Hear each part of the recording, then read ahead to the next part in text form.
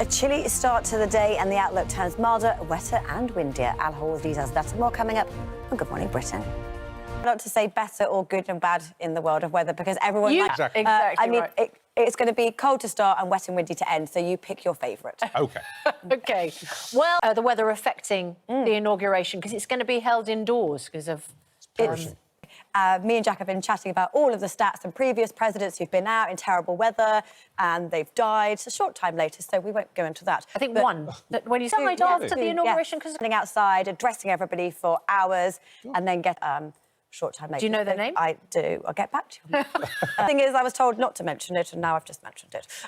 OK. And the inauguration actually used to be held in March, and it was Washington that had an inauguration that was planned, that was delayed for several weeks because they had such stormy weather. And it was because it took such a long time to confirm it ended that they decided that they would bring it further forward. So that's why it is now. And probably not the best, but this is the earliest they can have it, on the 20th of January. So yesterday you'd have seen the scenes in Washington. New political editor. To stay at home, to wrap up warm, because it is going to be so bitingly cold. But there will still be, despite the fact that they've brought the inauguration inside, there will still be tens of thousands of law enforcement people, first responders out on the front lines, so making sure that they stay as safe as possible. Temperatures will be -3 to 4 degrees this afternoon for the inauguration when it happens, but the wind chill will make it feel like -10 to 15 degrees. And it's because we have this Arctic blast of air plunging right across the country. Now, the coldest inauguration, we're talking about this, was Ronald Reagan in 1985.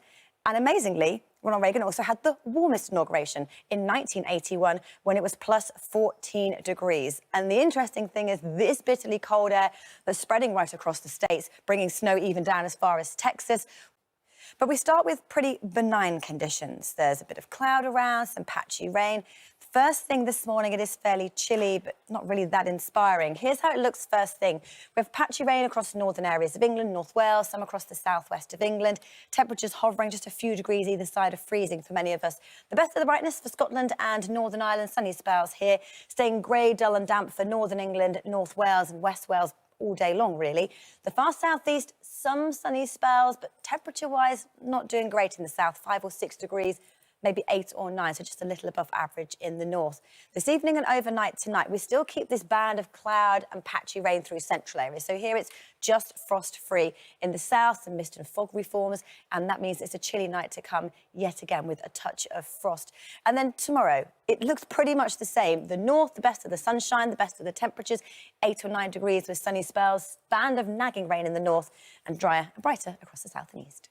Yes, so the freezing weather makes the jet stream stronger, and then it will bring... Really? So we might... That was literally what just happened. OK. Not for us, no. All right. Come on. My name. Talk with a hand. Good morning to you. The weather is set to turn very unsettled later on this week because of what is happening on the other side of the Atlantic. A big cold blast of air gripping North America. That's where the inauguration today for Donald Trump is set to move inside because of the temperatures there 10 to 15 degrees below where they should be for the time of year.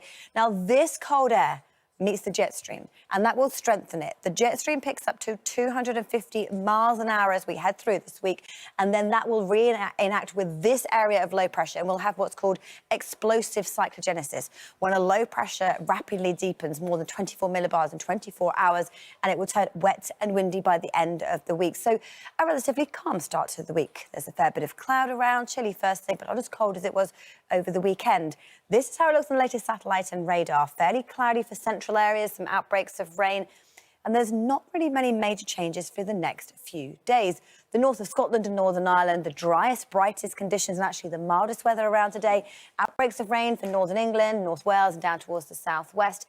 The far southeast, a chilly start to the day with some sunny spells, with highs of 6 or 7 degrees. We basically repeat that for tomorrow, but let's see what happens for the rest of the week in our 7-day outlook. So we look across the north of the UK first of all, Scotland, Northern Ireland, northern areas of England, and our temperatures compared to where they should be for the time of year. The white line average and sitting around about average for the majority of the week.